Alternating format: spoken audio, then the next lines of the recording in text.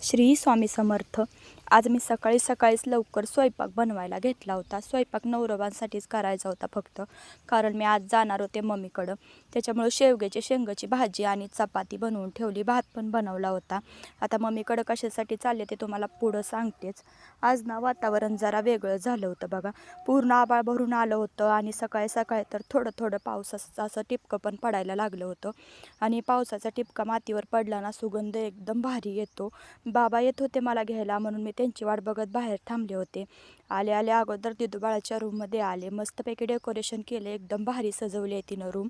आणि एकदम छान वाटलं मला या रूममध्ये आल्या सगळ्या काही वस्तू एकदम छान आणि जिथल्या तिथं ठेवल्या, त्याच्यामुळे एकदम फ्रेश वाटत होतं.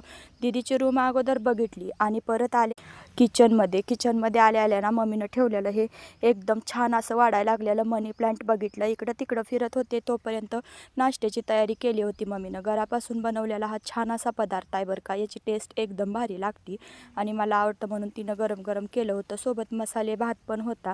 आता तिला तयारी करू लागायची, म्हणून आज छोटासा म्हणजे सीतागिरी हे कुळदैवत आहे ना, तर त्याचाच कार्यक्रम होता आज.